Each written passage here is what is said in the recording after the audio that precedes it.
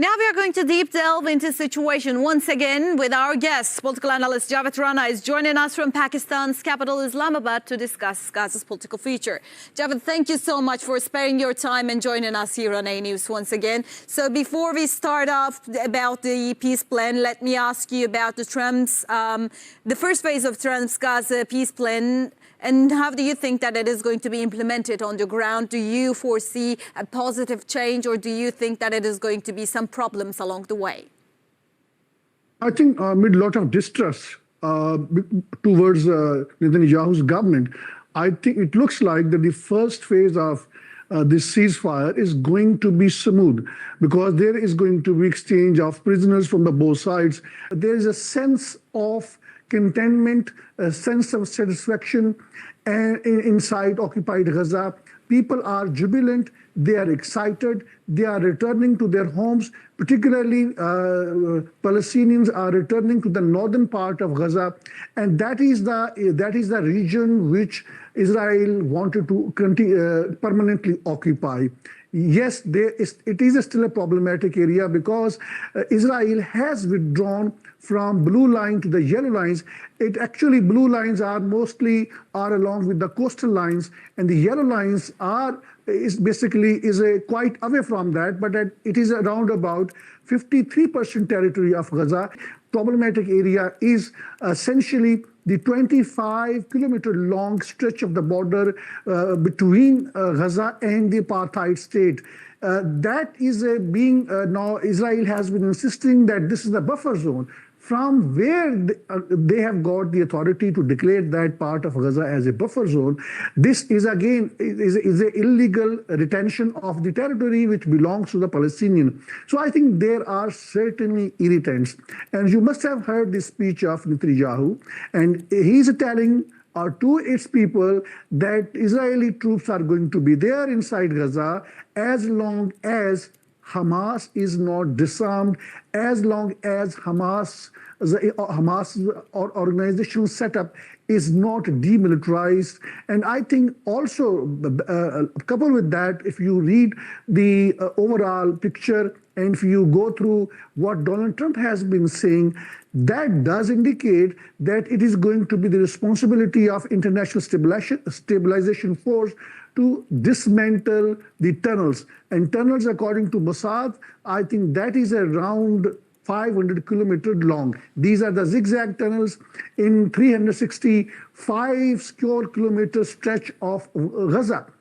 The point is that why would Muslim countries do something which Israel couldn't do it? So I think this is a problematic area, and there would be problem, and that problem will start off when the second phase is going to start off. That has not yet happened. We are going to see next couple of days where both Palestinian and Israelis would be celebrating the exchange of the prisoners. That is going to be the scene for maybe for a week time. But the real trouble is going to start off in the second phase. Who is going to govern Gaza? Is it going to be Tony Blair, the ex-British Prime Minister, and notorious for the mass murder of Iraqis, who was part and parcel along with the U.S. President, the then U.S. President George W. Bush? So I think Hamas has opposed it. All the Palestinian factions have opposed his appointment as a governor. Palestinians are insisting, and justifiably they are insisting, that Hamas would hand over power to the Palestinian groups, some kind of a coalition. I think these are the things about which we don't have any clear picture. But my understanding of the situation is that the Palestinians, whether they are resistance groups or whether that is a Palestinian Authority, or overseas influential Palestinians who might be brought back to Palestine because of their technical expertise to be part of the coalition governance, I think they would not accept the foreign occupation. Let's not forget, let me go back to the history a little bit. It was the British which facilitated, which brought these settlers into the Palestinian territory. And now this, I mean, it basically the Palestinians are recalling how British has played havoc with the Palestinian, and now once again Britain is going to impose its leader onto occupied Gaza. That is going to be unacceptable. And then again, there is also controversy about the peace board, which Donald Trump himself wants to head. The troubling part is that now Donald Trump is asking the Arab monarchs, wealthy Arab monarchs, to fund the reconstruction of Gaza. It means it is around about 100 billion US dollar. That is going to be funded by the Arab monarchs and maybe the other Muslim leaders, something which has been destroyed by the apartheid Israel for no rhyme and reason. Israel was not after Hamas. Israel was making no distinction between civilians and the Hamas leaders. And they have said it publicly that they don't make distinction. They had a so-called Gaza Foundation who was killing everybody who was seeking food deliveries. So all I'm saying is that in a broader context, it looks like that the irritants are going to be there, but at the same time, we should not forget that the international momentum is as such that it is going to be very difficult for Netanyahu and along with his extremist fascist coalition partners that they would resume bombing the way it has been doing it. But my fear is that nonetheless, since Israeli military is there, they are going to kill people as at least maybe not at a large number. Maybe there may be unfrequented incidents where they are shooting down Palestinian, and there is also possibility that there may be unfrequented incident of air bombing on the Palestinian places by any false justification by the Israeli government that the Hamas is breaching the ceasefire agreement. Now Hamas has been given assurance by the Arab leaders, though I don't think it really matters, by US itself that it is the end of war. This ceasefire agreement is not for a few days, it is not for a few weeks, it is not for a few months, it is permanently. This is what we are hearing about. But everybody is questioning that will it stay on the ground. Well, Javed, we are looking at the perspective of the mediation as well. We know that Turkey is in a task force overseeing the plan. What do you think that Turkey's role is going to be like on the field? Well, Turkey's role is going to be very important in coming days and weeks because my understanding is that both Pakistan and Turkey, because they have very professional militaries, but at the same time, I don't think that the Turkey and Pakistan will commit to land their troops inside occupied Gaza to disarm Hamas or any other resistant groups like Islamic Jihad. This is unlikely to happen. Neither of these troops are going to engage themselves to dismantle tunnels because they would not like to assume that role. They would prefer to be there as a peacekeeper force. And that means that will be a kind of a buffer zone between them and between Palestinian population and those of the Israeli military. I think that is going to be a kind of a deterrence which will prevent Israel to continue bombing. The problem is that what is going to be the shape and the mandate of these troops, and that is where I think further negotiations are going to be there, or if they have already discussed and finalized, that is not something which is in a public domain.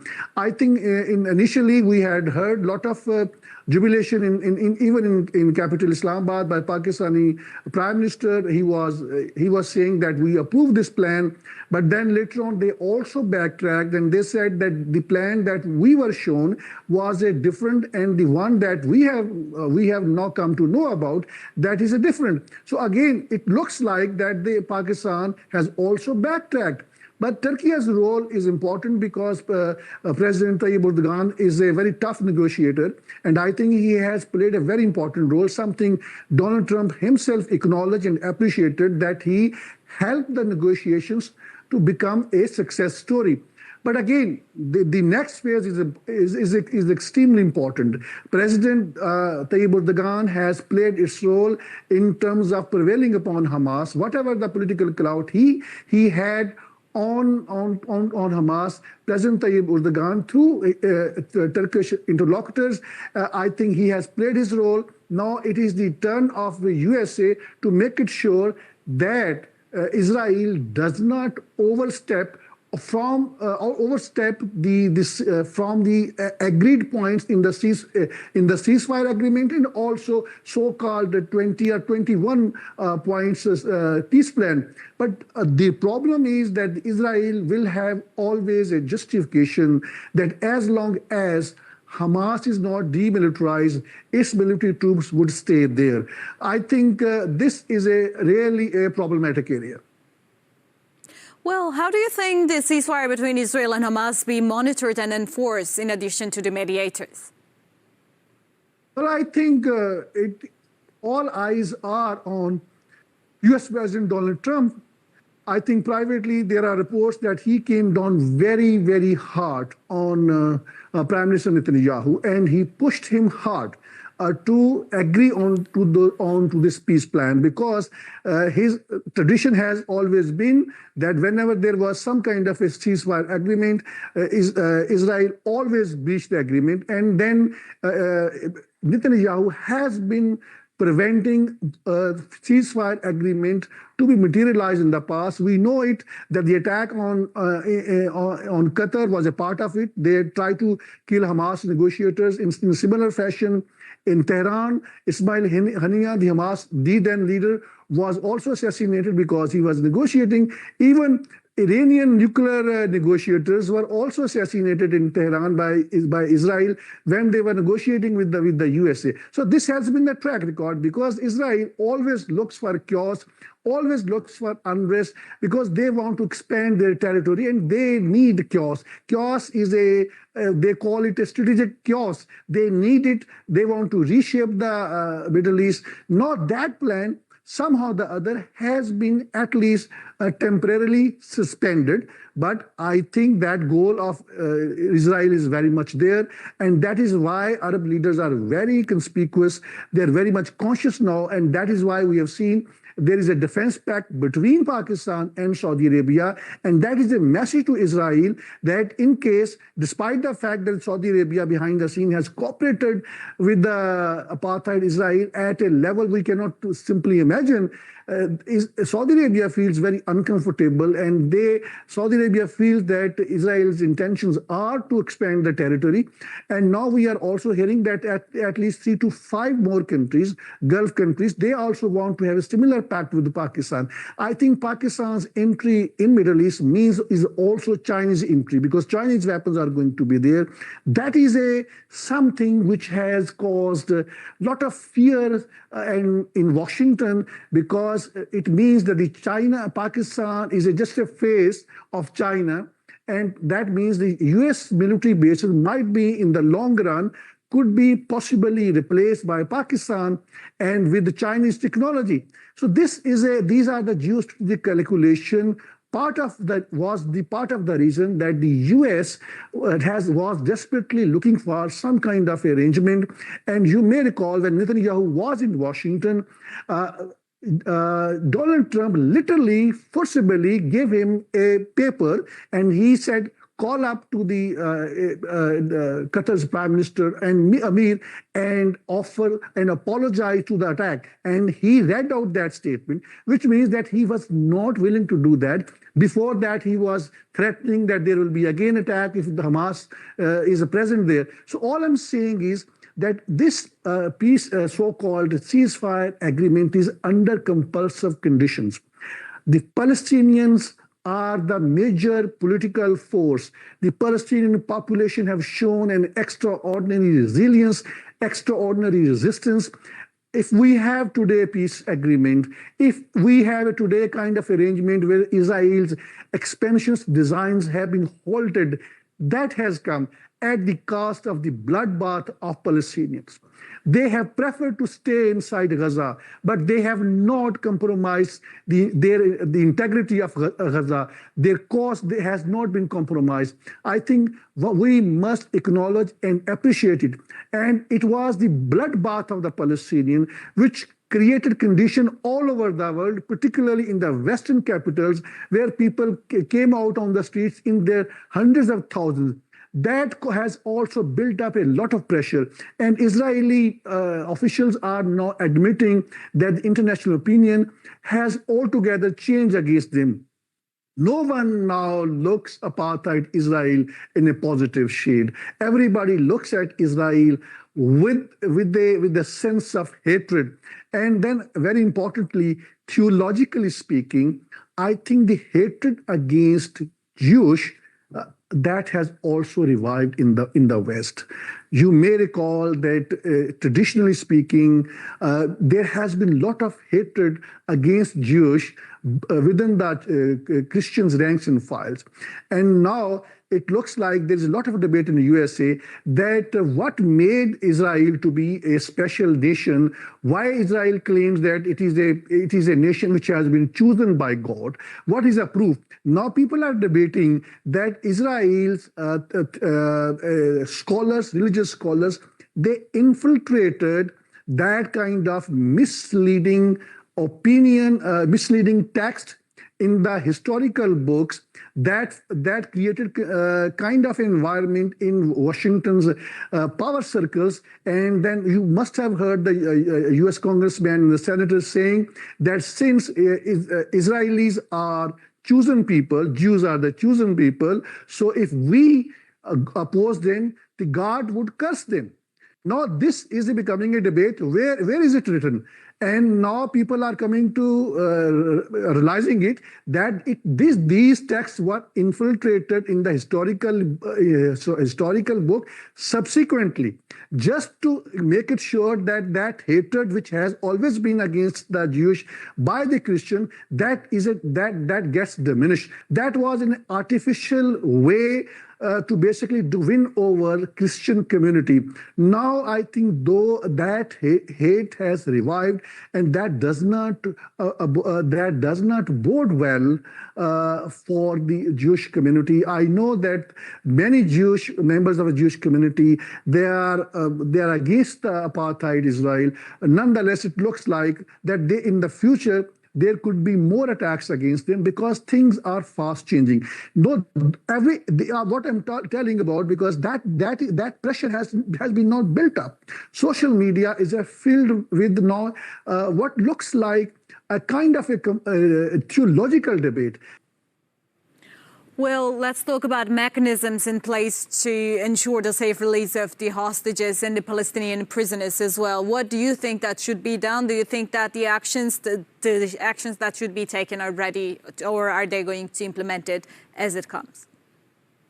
Well, as I spoke earlier on, that the mechanism have already been placed in terms of exchange of captives and prisoners of war from the both sides. But I think the mechanisms to how to evolve in the next phase is still a problematic area. But we can safely assume what could be possible scenario. And what Israel is looking for, what USA is looking for, they are essentially want that the international stabilization force should be deployed inside Gaza, and it should be controlled and dictated by someone like, if not Tony Blair, that there may be somebody else should be dictating it. And they should do the dirty work of Israel, something Israel has not been able to do it. I think there are also reports which suggest that perhaps broadly some kind of arrangement is there. How that is going to unfold at this particular point of time, it will be premature to speculate, but still amid a lot of distrust, amid a lot of international pressure, which by international pressure I mean the public opinion, it looks like that something is likely to happen. Now we have to also see the internal picture, the domestic scene in apartheid Israel. It's his coalition partners, extremist coalition partners, the fascist one. They are now threatening Netanyahu that since Hamas has not been demilitarized, since Hamas has not been disarmed, since tunnels are still there, so therefore you have not accomplished our objectives. We are going to topple your government. There will be no confidence vote in the Knesset, the Israeli parliament. But my understanding is that this is unlikely to happen because the Israel's opposition parties have said that Netanyahu need to discard that coalition partners, which is the Jewish party, it's an extremist political party, and they are going to provide some kind of a support inside the parliament. My understanding is that it looks like the days of Netanyahu's political career seems to be somehow or the other numbered. I think though there are elections in next year, late next year, but there could be possibly early elections. If you have heard his speech today, it looks like it was the first shot for the election campaign. And he was providing a justification that this is the time that I have chosen to essentially have a deal with Hamas because this suits us. Hamas has been dismantled. Hamas is no more effective body inside Gaza, and Israeli troops are going to stay there. And one of the key objective of securing the release of the captives is being fulfilled.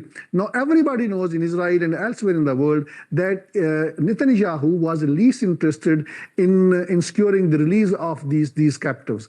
Certainly, he was not interested, and there is also a military doctrine by Israel, which has been pursued traditionally and always, like previously, to kill captives, their own captives, because that could bring them to a compromising position. That is why all these captives who have died in Hamas custody, as a matter of fact, they have been killed none other than by IDF. So therefore, now Netanyahu coming up with a justification that he has timed everything to secure the release of captives, it simply doesn't make sense.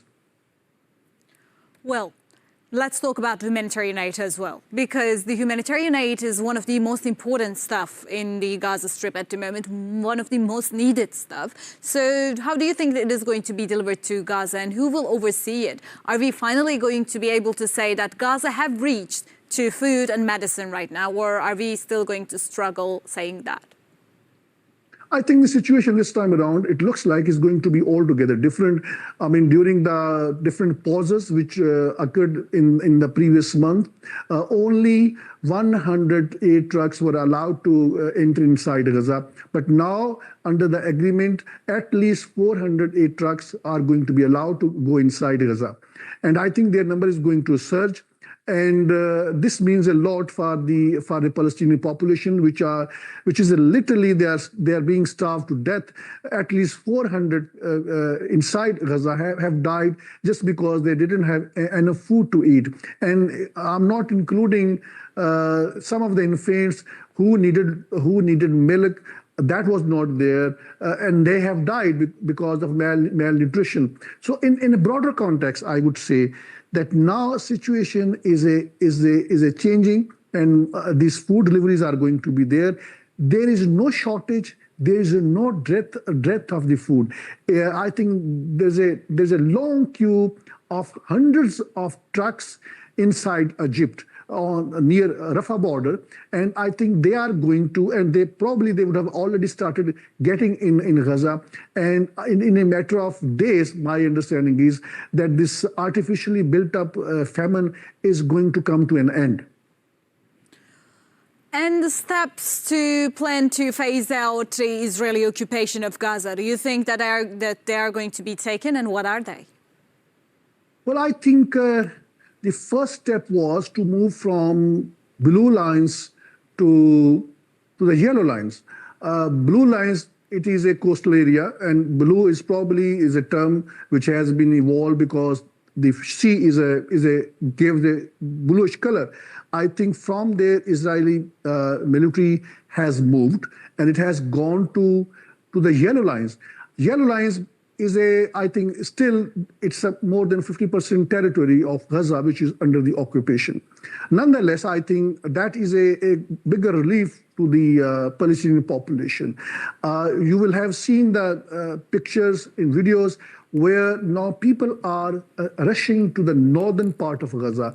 And I think this, so far as implementation of the ceasefire agreement, something you are particularly asking about, I think so far Israel has acted appropriately, and they have moved back. But the problem is something early on I pointed out is the buffer zone. They are insisting to retain 25-kilometer long stretch of the border, which is 140 square kilometer of the entire area of Gaza. They want to retain it. And I think then another problem is going to be, as Netanyahu has today has said, that as long as Hamas is there as a military force, the Israeli military is not going to withdraw. This is a problematic area, and Hamas now is claiming that it has been given assurance from the United States and other Arab countries. I don't consider it really matters, but that Israel would implement this deal. And now problem is that along with the border with Israel, wherever the Israeli military is there, if they see Palestinian around them, they're going to shoot them down. And something which previously happened during the previous ceasefire agreements, and I think something similar is going to happen again. These are the genuine apprehensions by the Palestinians. These are the genuine apprehensions by everybody in the world that Israel is a kind of an entity, an apartheid structure, an entity which cannot be trusted upon. It is the only international pressure. If it sustains, I think Israel will have to withdraw. And the problem right now is that since this 21 peace plan also include a very vague reference of self-determination by the Palestinian, now Israel is insisting, the Prime Minister Netanyahu is insisting that there would not be two-state. So I think the bigger challenge is that the kind of the infrastructure that Israel has built up, particularly in the occupied West Bank, I think that needs to be dismantled. There are now more settlements inside occupied West Bank, and there are reports suggesting that as many as 2,000 housing units are being built inside occupied West Bank. And then in a similar fashion, there is a far more military infrastructure inside West Bank, and in the East Jerusalem, which is supposed to be capital of the Palestinian state, under all the UN Security Council resolutions, under all the judgments by the international courts. I think there is also a similar situation. The situation on ground is a change in a manner that the possibility of a two-state solution practically ceases to exist, despite the fact that the Palestine as a state has been recognized by as many as 160 countries all over the world. The reality on the ground is that the Palestinians don't have any state. They are being suppressed. They are under a kind of everyday attack inside the West Bank. Let's forget about Gaza. The situation inside West Bank is terribly wrong. You may recall that in Jenin, the 40 to 50,000 people were made homeless.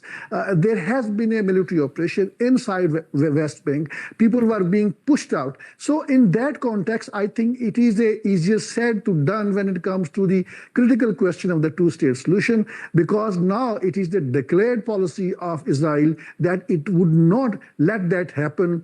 And we cannot trust Donald Trump, because in the morning he has got a different policy.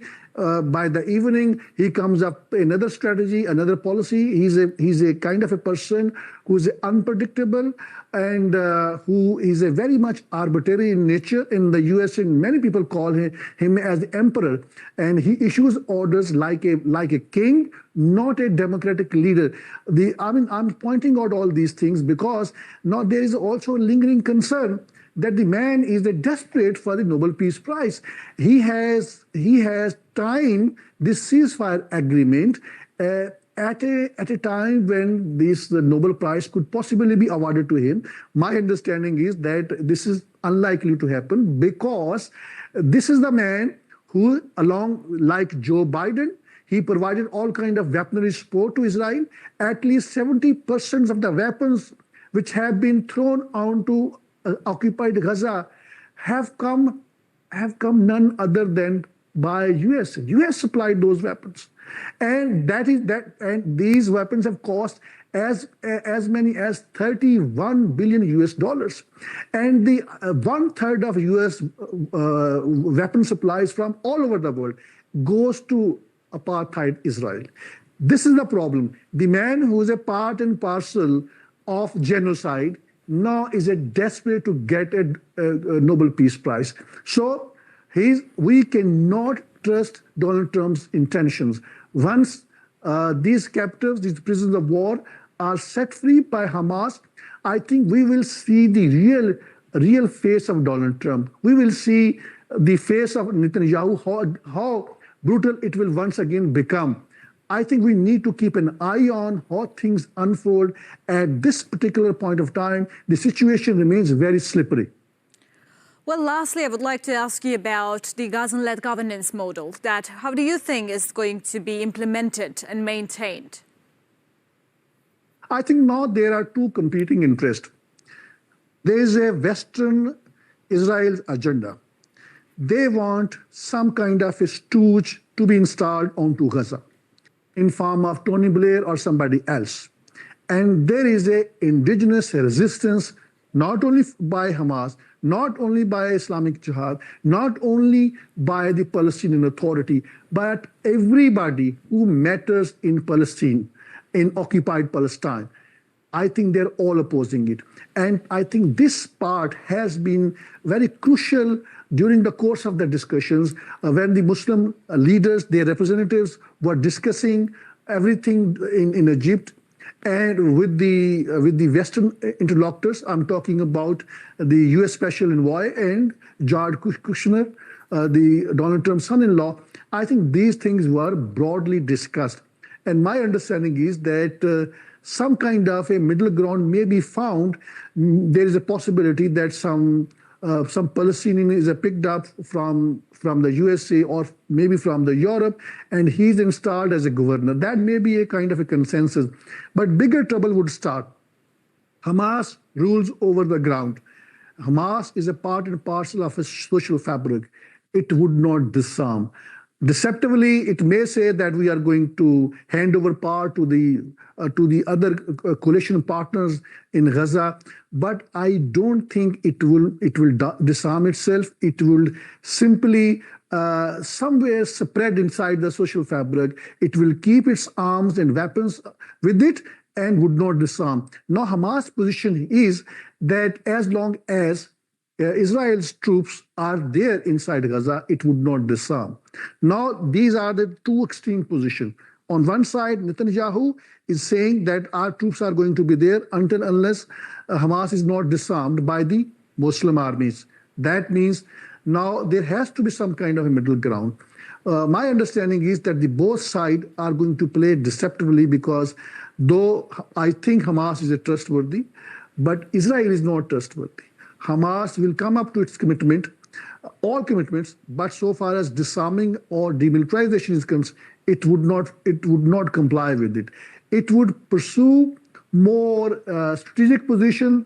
It will pursue a deceptive plan whereby it will keep its military force intact, because in the event of another war or another genocide, Hamas will try to regroup itself.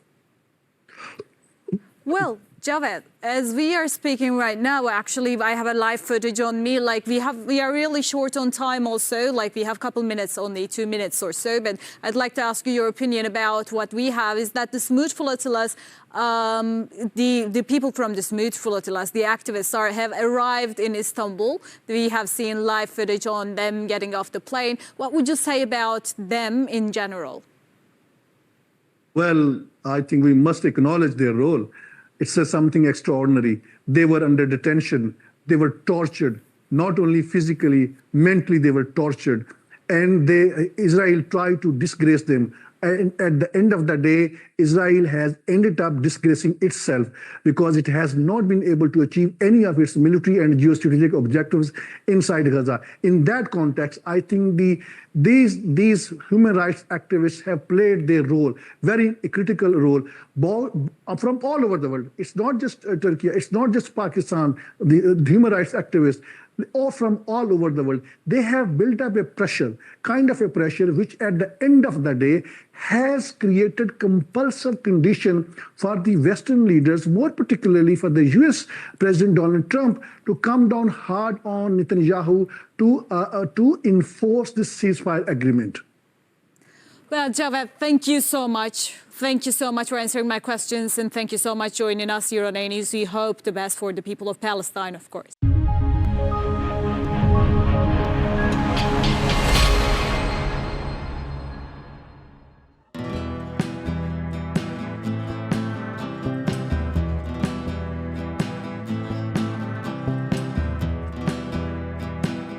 The growing tide of anti-Israel sentiments. What you see behind me is just tip of the iceberg of what is happening in the country. More than half of $52 billion black CIA budget is spent on espionage network in Pakistan. How would you handle it? The US has looked upon Pakistan as an ally at one point and then as an enemy at the same time. That is going to be the first legal reason on the basis of which he is going to be instantly ousted by the Supreme Court of Pakistan. Joining us live, Javed Rana, who's an expert on politics and geostrategic issues. In the world politics, which is not being driven by any moral principle, it is being driven by the hard geostrategic realities. In a broader picture, more countries would aspire to have nuclear weapons.